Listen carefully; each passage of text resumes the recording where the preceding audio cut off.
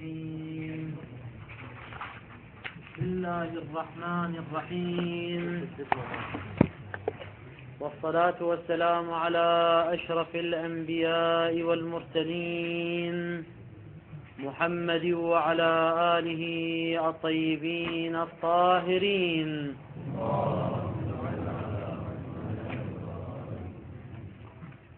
الأمر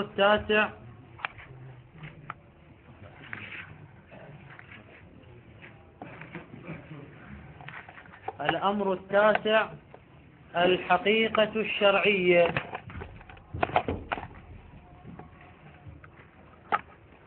وقبل الدخول في بيان الآراء في المسألة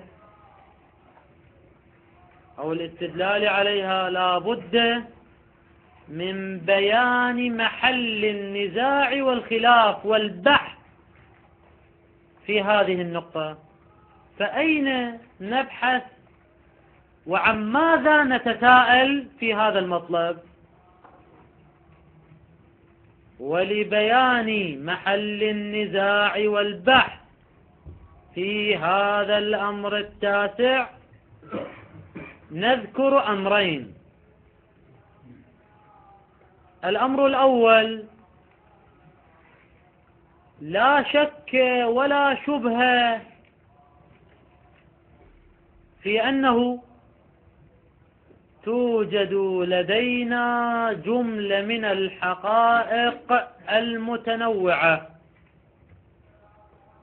منها الحقيقة اللغوية كلفظ إنسان الذي هو حقيقة في الحيوان الناطق، والماء الذي هو حقيقة في السائل المعروف.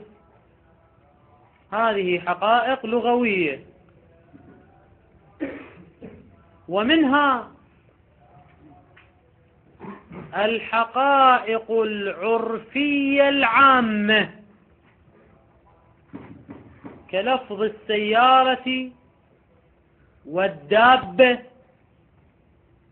فإنه مثلا كلمة الدابة لغة لكل ما دب على الأرض، ولكنه في العرف العام يقصد من الدابة بعض الحيوانات المخصوصة كالفرس والبغل والحمار جلكم الله وغير ذلك.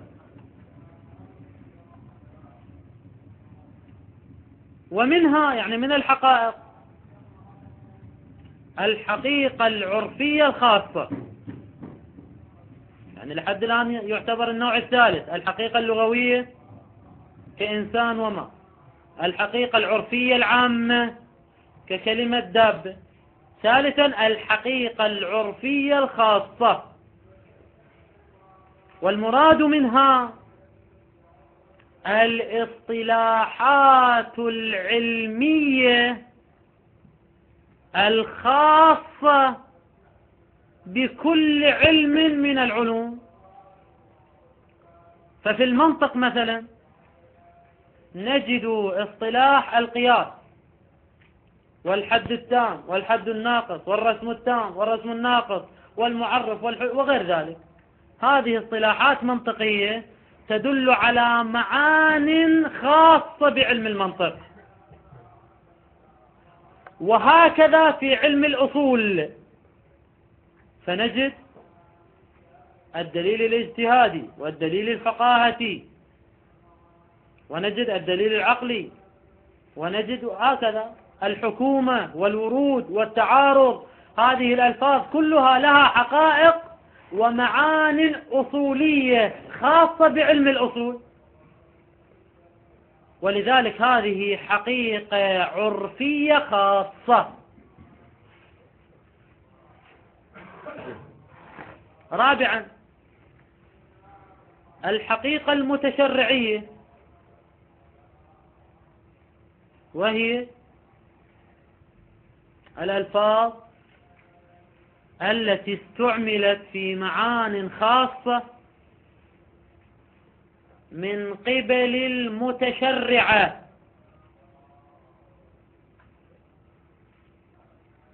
بعد الرسول الأكرم صلى الله عليه وآله، يعني المستعملة من سائر المسلمين لا في عصر النبي صلى الله عليه وآله، وإنما في العصور المتأخرة، كما في ألفاظ الآن صلاة وصوم كذا يتبادر إلى ذهننا معنى خاص عند استعمالها من قبل المتشرعة. إذا لحد الآن كم نوع بينا من الحقائق؟ لغوية، عرفية عامة، عرفية خاصة، ومتشرعية. وهذه الحقائق الأربع لا شك في وقوعها ووجودها، وإنما الشك في نوع خامس من الحقيقة، وهو ما يسمى بالحقيقة الشرعية. والمراد منها هو وضع النبي صلى الله عليه وآله للفظ ما في معنى شرعي خاص، بحيث استعمله صلى الله عليه وآله في ذلك المعنى استعمالا حقيقيا ناشئا من وضع تعييني أو من وضع تعيني. المهم هو أن يحصل الوضع ويتحقق الوضع لذلك المعنى الخاص في زمنه صلى الله عليه وآله، لا في الأزمنة اللاحقة. فهل توجد، هذا هو سؤالنا، فهل توجد لدينا ألفاظ في الشريعة الإسلامية قد وضعت في زمنه صلى الله عليه وآله لمعان شرعية خاصة بالوضع التعييني أو بالوضع التعيني، بحيث صارت هذه الألفاظ تستعمل من قبله صلى الله عليه وآله استعمالا حقيقيا في هذه المعاني؟ هل توجد لدينا هكذا ألفاظ أو لا توجد؟ إن قلنا توجد، هذا معناه القول بالحقيقة الشرعية. إن قلنا لا توجد، هذا معناه إنكار الحقيقة الشرعية. فبحثنا إذن هل الحقيقة الشرعية ثابتة أو ليست ثابتة؟ معناه أنه في زمنه صلى الله عليه وآله هل وضعت هذه الألفاظ للمعاني الشرعية بالوضع التعييني أو التعيني أو لم توضع؟ إن قلنا وضعت، هذا معناه ثبوت الحقيقة الشرعية. إن لم توضع، معناه عدم ثبوت الحقيقة الشرعية. هذا كله لحد الآن في النقطة الأولى لتحرير محل النزاع. إذن في النقطة الأولى شنو بينا؟ خلي خصة سريعا. في النقطة الأولى بينا أن المراد من الحقيقة الشرعية هي الوضع التعييني أو التعيني لللفظ في معنى من المعاني، واستعماله في ذلك المعنى من قبل من؟ من قبل النبي صلى الله عليه وآله. هاي النقطة الأولى. إذن كلامنا مو عن غير النبي ولا عن سائر المسلمين ولا غيره، لا، كلامنا عن خصوص النبي صلى الله عليه وآله، وضعها لمعانيها أو لم يضعها. النقطة الثانية في تحرير محل النزاع،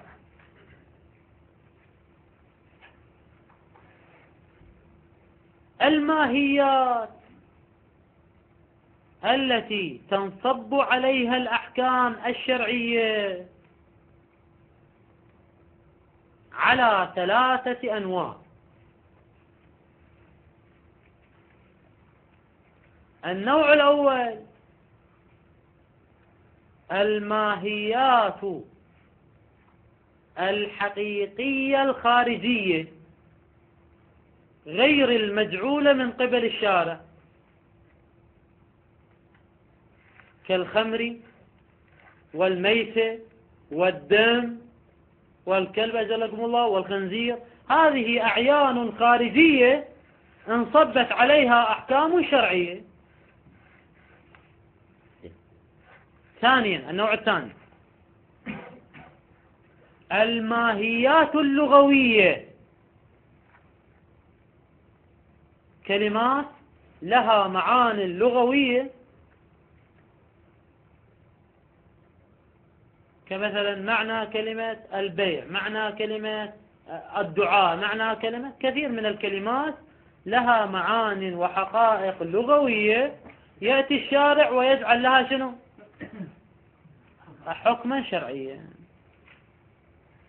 مثلا يقول الدعاء مستحب، حينما يقول الدعاء مستحب، الدعاء ماذا يعني؟ الدعاء هذا هو المعنى اللغوي اللي هو التماس أو طلب الداني من العالي وغير ذلك. النوع الثالث الماهيات أو الحقائق العرفية، كالبيع والمضاربة والطلاق والإجارة. فكل هذه مفاهيم وحقائق وماهيات عرفية. الشارع لم يجعل معنى البيع، الشارع لم يجعل معنى الإجارة. نعم، الشارع ذكر شروطا للبيع، ذكر شروطا للإجارة، وإلا فهي حقائق عرفية. كم نوع حسبين؟ ثلاثة. وهناك نضيف رابع، وهناك نوع من الحقائق والماهيات مخترعة من قبل الشارع في معان خاصة، كالصلاة بمعنى هذه الأفعال المخصوصة، والحج بمعنى الأفعال المخصوصة، والصوم بمعنى الأفعال المخصوصة. فهذه ماهيات مخترعة ومجعولة من قبل الشارع، لأن العرف لم يدرك الصلاة بهذه الحركات المخصوصة من الركوع والسجود، لا، هذه من الأمور التي اخترعها الشارع. إذن كم نوع صار عندنا؟ أولا الحقائق الخارجية، ثانيا اللغوية، ثالثا العرفية، رابعا المخترعة من قبل الشارع. والسؤال هنا بحثنا عن ثبوت الحقيقة الشرعية يتعلق بأي نوع من هذه الأقسام الأربعة؟ الجواب بحثنا يختص في النوع والقسم الرابع فقط وفقط.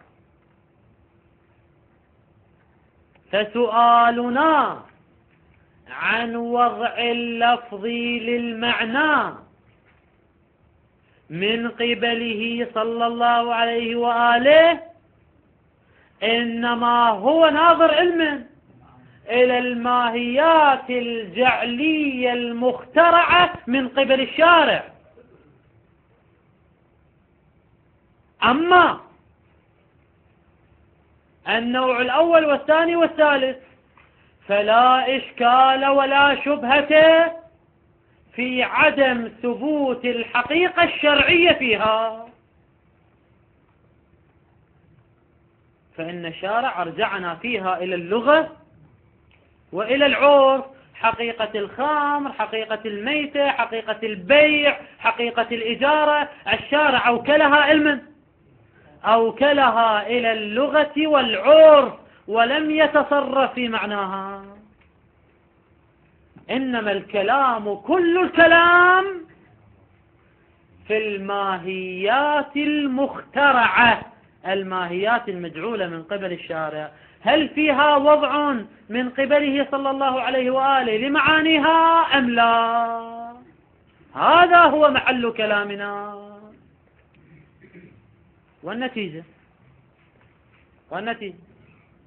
إلى حد الآن بينا وحررنا محل النزاع في نقطتين.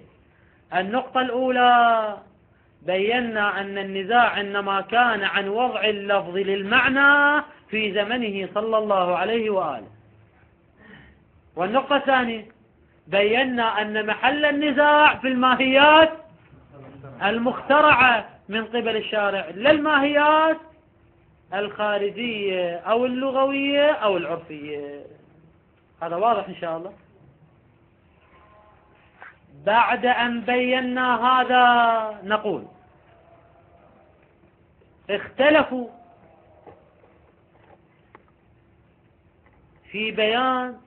في القول بالحقيقة الشرعية وعدمها على أقوال.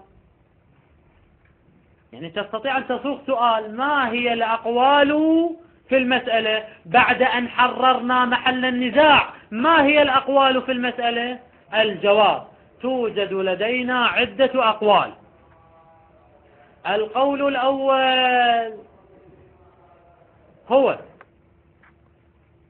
ثبوتها مطلقا، يعني ثبوت الحقيقة الشرعية مطلقة دون تفصيل. القول الثاني إنكارها مطلقا، إنكار الحقيقة الشرعية شنو؟ مطلقا. القول الثالث القول بالتفصيل، والقائلون بالتفصيل على فريقين. الفريق الأول يقول: نفرق بين ألفاظ العبادات كالصلاة والصوم وألفاظ المعاملات، فما كان من ألفاظ العبادات نقول بثبوت ما كان من العبادات فنقول بثبوت الحقيقة الشرعية فيه دون غيره. إذن الحقيقة الشرعية بما المختصة بألفاظ العبادات دون المعاملات. هذا الفريق الأول من المفصلين. الفريق الثاني من المفصلين يقول: نفرق بين الألفاظ المتداولة كثيرا في لسان الشارع وبين الألفاظ غير المتداولة في لسان الشارع. فما كان متداولا تثبت فيه الحقيقة الشرعية، وما قل تداوله لا تثبت فيه الحقيقة الشرعية. إذن 3 أقوال: قول بثبوتها مطلقا، القول بعدمها مطلقا، القول بالتفصيل بين المعاملات والعبادات، والقول بالتفصيل بين الألفاظ المتداولة وغير المتداولة. وإن كان هناك قول آخر يقول، هذا نضيف قول آخر، يقول: هذه الألفاظ كالصلاة والصوم مستعملة من قبل الشارع استعمالا حقيقيا لا في المعنى الذي وضعت له، لا، وإنما في مصداق من مصاديق المعنى الذي وضعت له. يقول مثلا: كلمة الصلاة وضعت لماذا؟ ما هو معناها الذي وضعت له؟ هو الدعاء، مطلق الدعاء. أما من قبل الشارع فلم تستخدم في الدعاء، وإنما استعملت في مصداق من مصاديق الدعاء وهو الصلاة بهذه الحركات المخصوصة، فإنها مصداق من مصاديق الدعاء. هذا رأي آخر طبعا، ولا يخفى عليك، الملاحظة خليها بين قوسين، لا يخفى عليك أن من يقول بالحقيقة الشرعية فهذا يعني أن تلك الألفاظ تستعمل من قبل الشارع في معانيها الشرعية استعمالا حقيقيا، يعني فيما وضعت له. أما المنكر للحقيقة الشرعية فيقول استعمال الشارع لها في معانيها هو استعمال مجازي يحتاج إلى قرينة حالية أو مقالية. بينما هذا القول الأخير اللي شرحناه، القول الأخير يقول هو استعمال حقيقي لكن ليس في المعنى الذي وضع له، وإنما في مصداق المعنى الذي وضع له، اللي قلنا سابقا هذا حمل أولي لو حمل شائع، هذا حمل شائع. إذا اتضح ذلك، يعني لحد الآن بينا أمرين محل النزاع والأقوال في المسألة. الآن نأتي إلى ما يبحثه الآخوند الخراساني قدس سره. الآخوند الخراساني قدس سره يبحث في 3 خطوات ومراحل. البحث الأول هو البحث الثبوتي، كيفية تصوير الحقيقة الشرعية والوضع في الحقيقة الشرعية.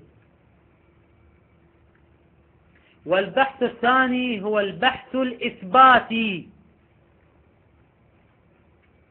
في الوقوع وعدم الوقوع إلى آخره. والبحث الثالث في بيان الثمرة. ما هي الثمرة العملية في القول بالحقيقة الشرعية أو عدم القول بالحقيقة الشرعية. أما البحث الأول الذي هو البحث الثبوتي فيصوغه المصنف قدس سره على شكل مقدمة، فيقول قبل الدخول في المطلب لا بد من بيان مقدمة نقول فيها: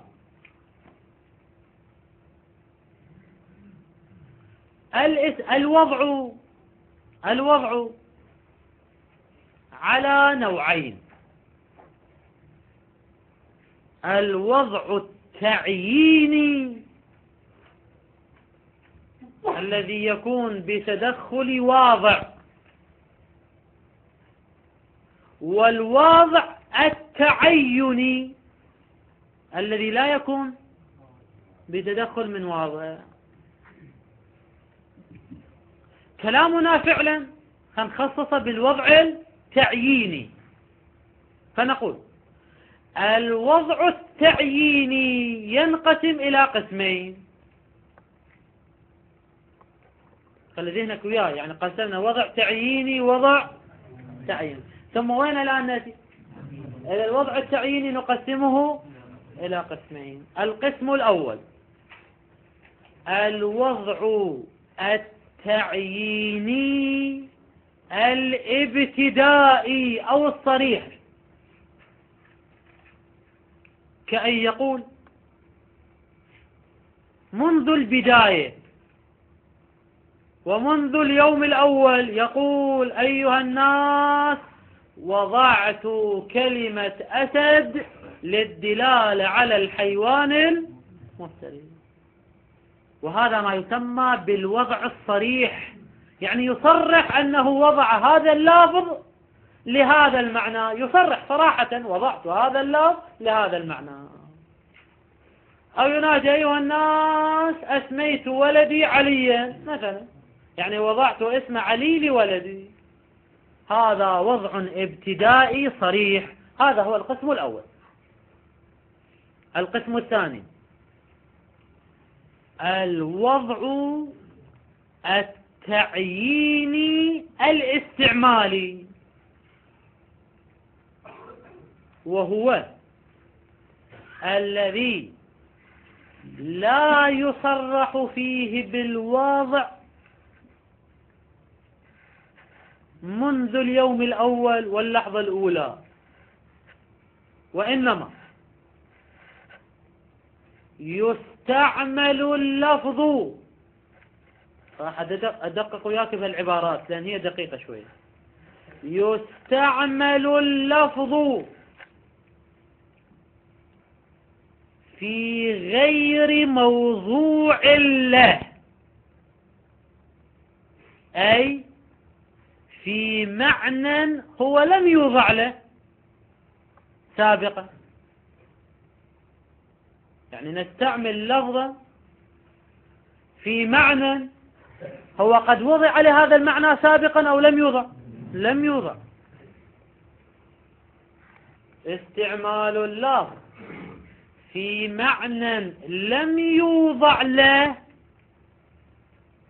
بنحو استعمال اللفظ فيما وضع له.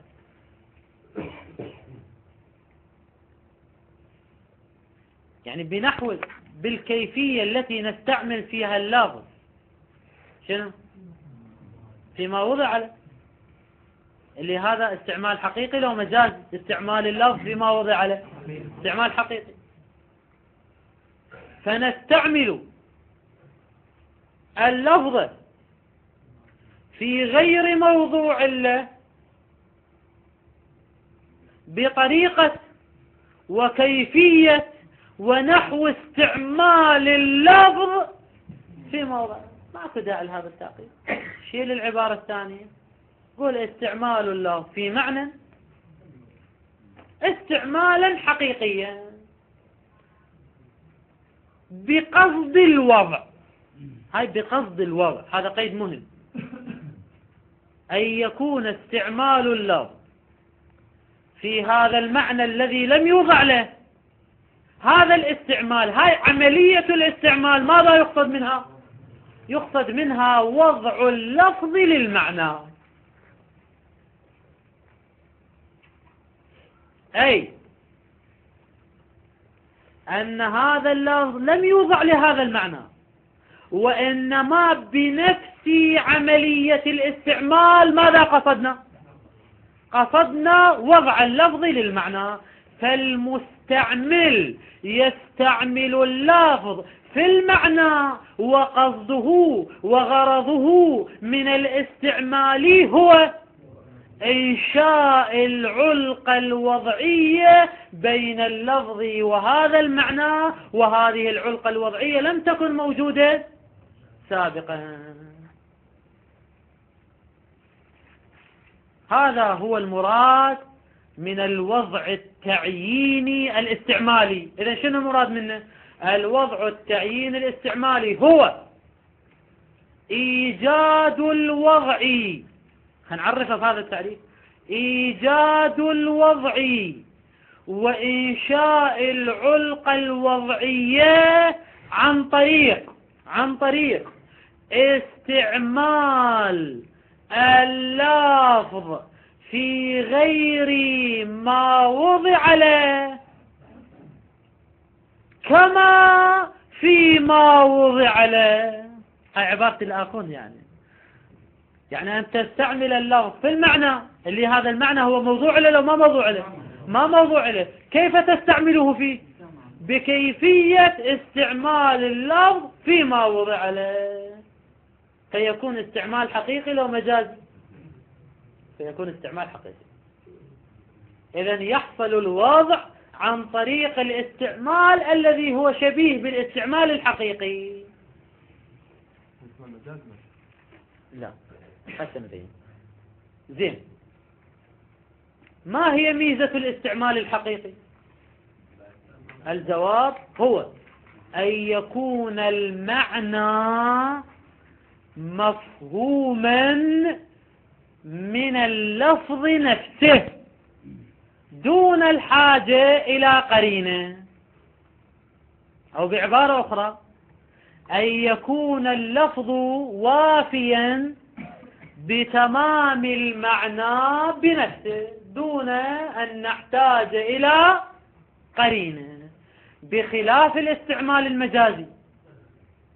الاستعمال المجازي ماذا؟ أن اللفظ لا يكون وافيا بالمعنى بنفسه، وإنما يحتاج إلى قرينة. إذن ما هو مقصودنا هنا من الوضع التعيين الاستعمالي؟ الوضع التعيين الاستعمالي بطريقة الاستعمال الحقيقي الذي لا يحتاج إلى قرينة لبيان المعنى، أو لا بنحو وطريقة الاستعمال المجازي. إيش قلنا قبل شوي؟ قلنا لا، مقصودنا أن يحصل الوضع بنفس الاستعمال، يا استعمال الشبيه بالاستعمال الحقيقي الذي يكون اللفظ فيه وافيا بتمام المقصود ولا يحتاج إلى قرينة.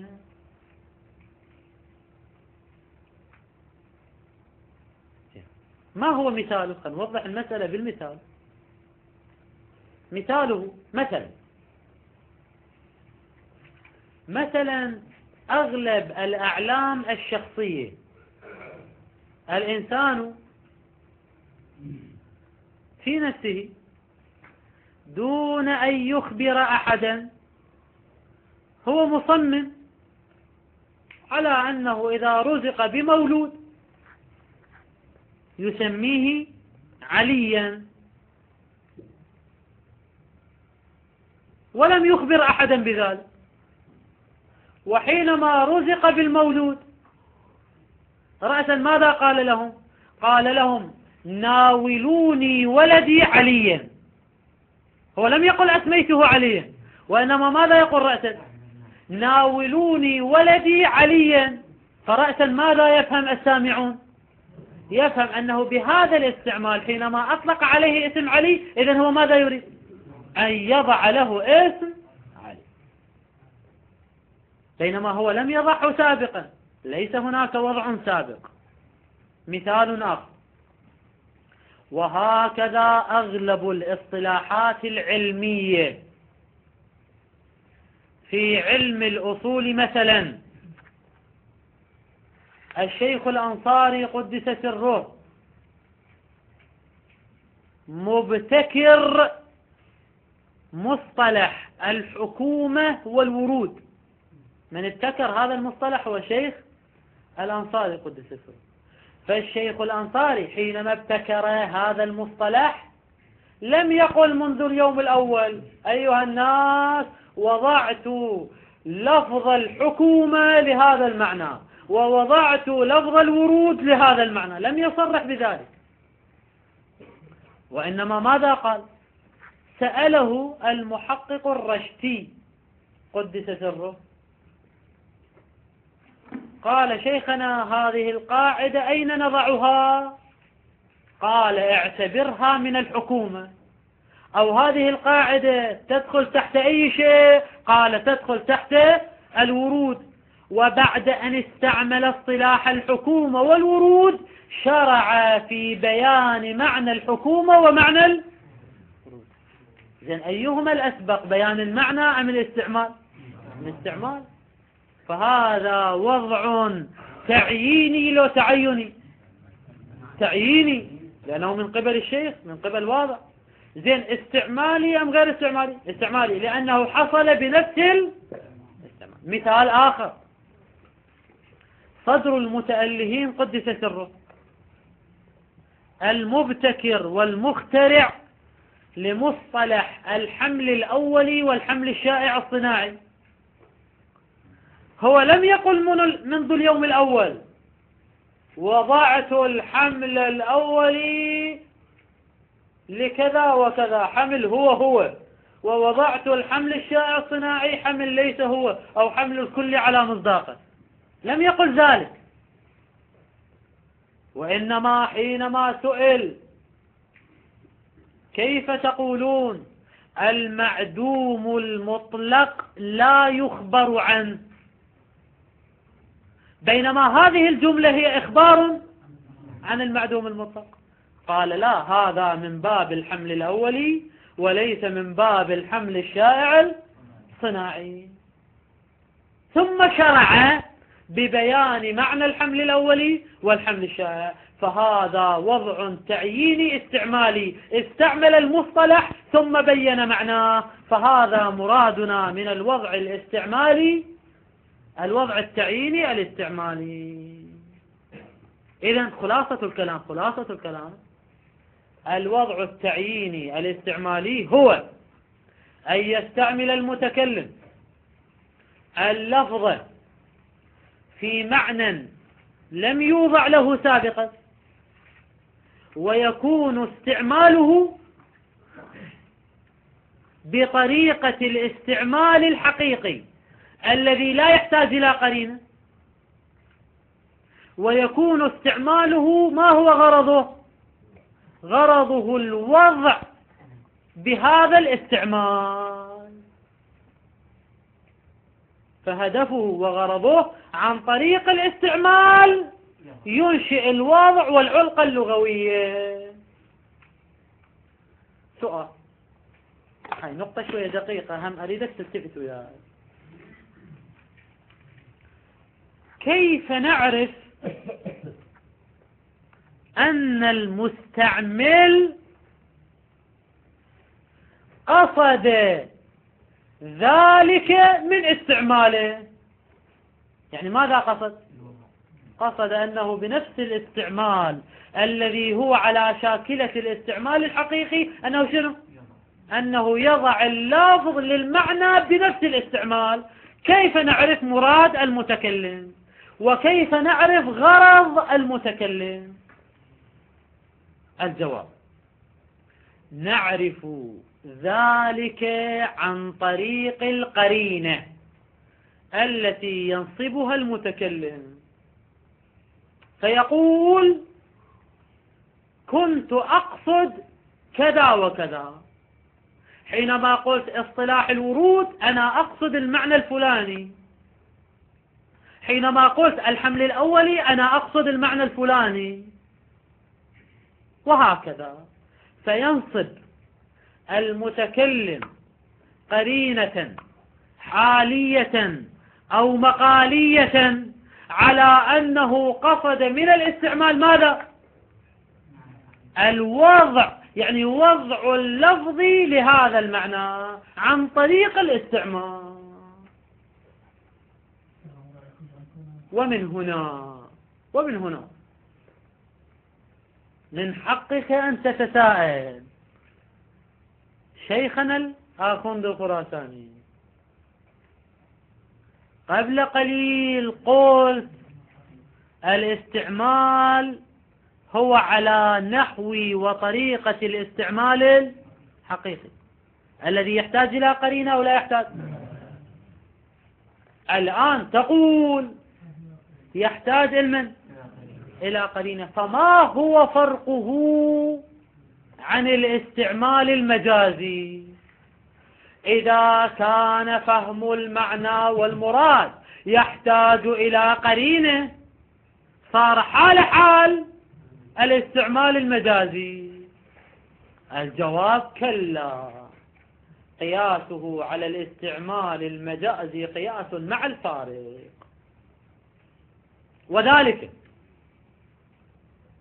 هاي نقطة شوية أريد تلتفت، لأنه في الاستعمالات المجازية اللفظ بنفسه قاصر وليس وافيا بالمعنى، ولذلك دلالة اللفظ على المعنى المجازي لا يمكن أن تتحقق أبدا إلا بالقرينة. فاللفظ يفي بالمعنى أو لا يفي بالمعنى؟ لا يفي بالمعنى إلا بالقرينة التي هي كجزء العلة، واللفظ هو الجزء الآخر. ولذلك فهم المعنى المجازي لا يمكن أن يتحقق إلا بهما معا، يعني بمن وبمن؟ باللفظ والقرينة، وإلا بدون القرينة لا يكون اللفظ وافيا بالمعنى. أما فيما نحن فيه فقلنا قبل قليل اللفظ حينما يستعمل في معنى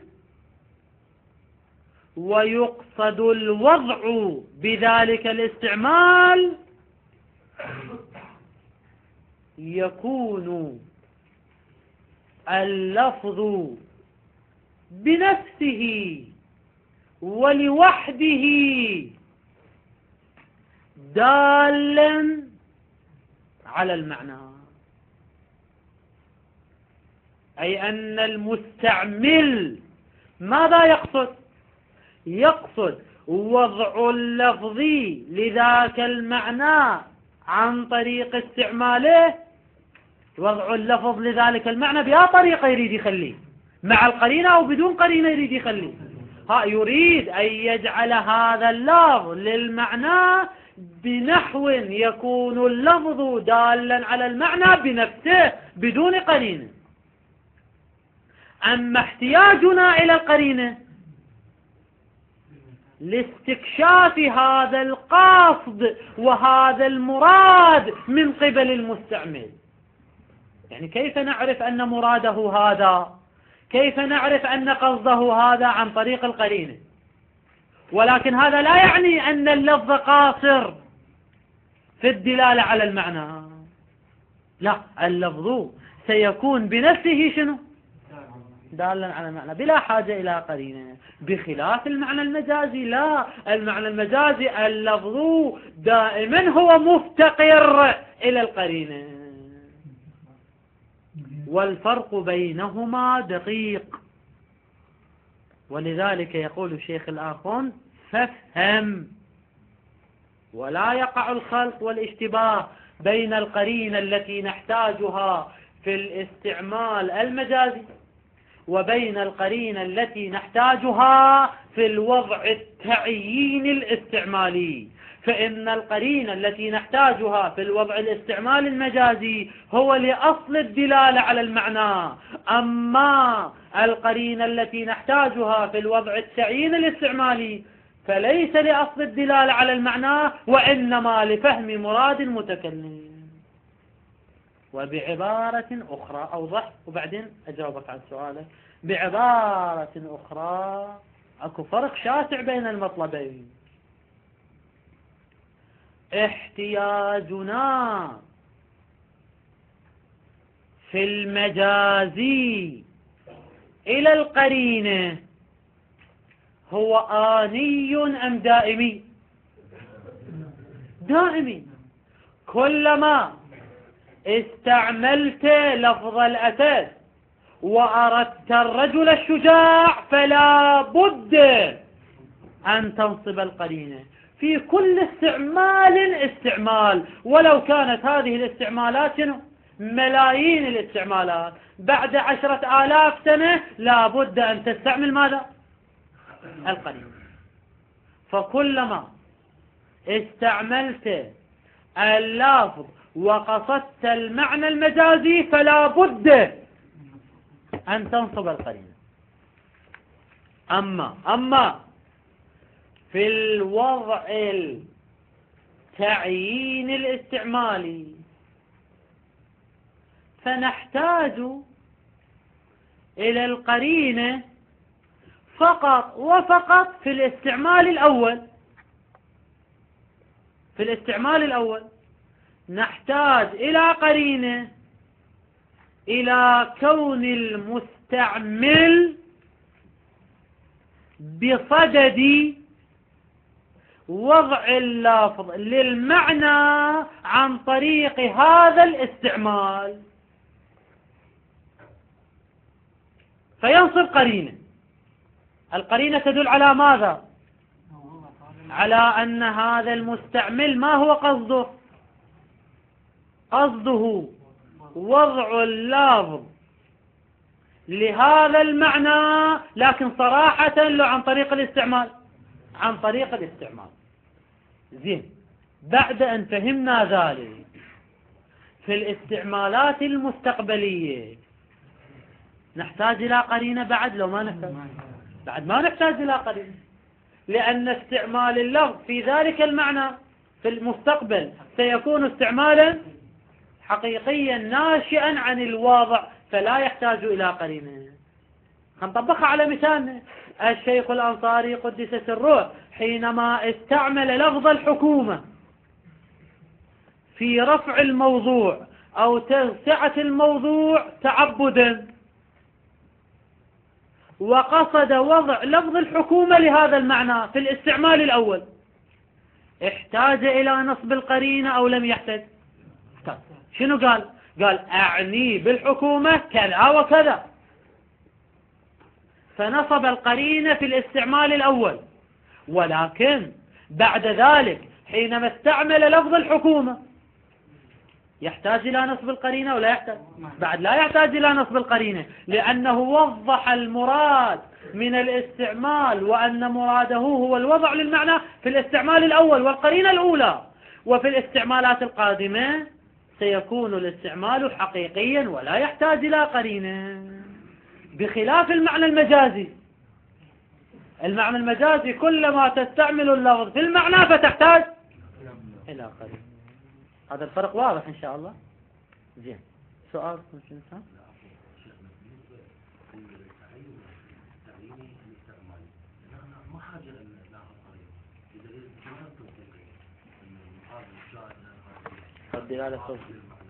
الدلالة التصديقية؟ لا، احنا مو قاصد للمعنى، احنا نريد قرينة على أن المستعمل مو أراد المعنى فقط، لا، وإنما أراد الوضع بهذا الاستعمال. هذا منين نجيبه؟ هاي أراد لها قرينة. قرينكم لا هو لا حقيقة ولا مجاز. راح نقول هذا ما كملنا المطلب، راح نقول هذا الاستعمال الأول لا حقيقي ولا مجازي. هذا نبينه بالدرس القادم إن شاء الله. قال التاسع أنه اختلفوا في ثبوت الحقيقة الشرعية وعدم ثبوت الحقيقة الشرعية على أقوال: ثبوتها مطلقة، نفيها مطلقة، التفصيل بين العبادات والمعاملات أو بين الألفاظ المتداولة وغير المتداولة، على أقوال. وقبل الخوض في تحقيق الحال لا بأس بتمهيد مقال، يعني نقدم مقدمة اللي قلنا بحث ثبوتي، وهو أن الوضع التعييني على كم نوع؟ قلنا الوضع التعييني على نوعين. النوع الأول هو الوضع التعييني الابتدائي الصريح، يقول أن الوضع التعييني كما يحصل بالتصريح بإنشائه، يعني إنشاء الوضع، كما يقول أيها الناس وضعت هذا اللفظ لهذا المعنى. هذا النوع الأول اللي الآن ما نتكلم عنه. نزل النوع الثاني: كذلك يحصل، هو اللي يحصل الوضع التعييني اللي سميناه الاستعمالي. كذلك يحصل الوضع التعييني باستعمال اللفظ. زين، وين نستعمله؟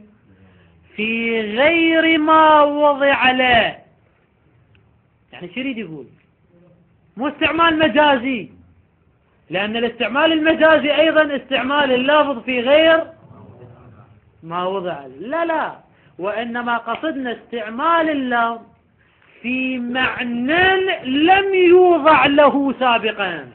هذا مراد الشيخ، استعمال اللفظ في غير ما وضع له، أي استعمال اللفظ في معنى لم يوضع له سابقا. زين، ما هي كيفية الاستعمال؟ لأن الاستعمال عندنا كم نوع؟ استعمال مجازي واستعمال حقيقي. الاستعمال المجازي استعمال اللفظ في غير ما وضع له. الاستعمال الحقيقي استعمال اللفظ فيما وضع له. الاستعمال المجازي يحتاج إلى قرينة، الاستعمال الحقيقي لا يحتاج إلى قرينة. زين، استعمال اللفظ في معنى لم يوضع له بأي نحو من الاستعمال؟ بأي طريقة قلنا احنا؟ بطريقة الاستعمال الحقيقي الذي لا يحتاج إلى قرينة، بل يكون المعنى مفهوما من نفس. لذلك يقول استعمال اللفظ في غير ما وضع له بأي طريقة كما إذا وضع له. يعني تصير يقول له يعني بطريقة استعمال اللفظ فيما وضع له. فكما أن استعمال اللفظ فيما وضع له لا يحتاج إلى قرينة، هكذا الاستعمال التعييني أو الوضع التعييني الاستعمالي هو استعمال لللفظ في المعنى الذي لا يحتاج إلى قرينة. استعمال اللفظ في غير ما وضع له كما، يعني شنو كما؟ يعني بنوع وشكل وكيفية ما إذا وضع اللفظ لهذا المعنى. يعني وضح مرادك شيخنا. يقول بأن، هذا توضيح لكيفية الوضع، بأن يقصد الحكاية عنه، عن من؟ عن ذلك المعنى. بمن تقصد الحكاية عن ذلك المعنى؟ بواسطة الاستعمال. أعيد لك العبارة: بأن يقصد بواسطة الاستعمال الحكاية عن ذلك المعنى. زين، الحكاية عن المعنى بأي طريقة؟ بأن يكون المعنى مفهوما من نفس اللفظ بلا حاجة إلى قرينة.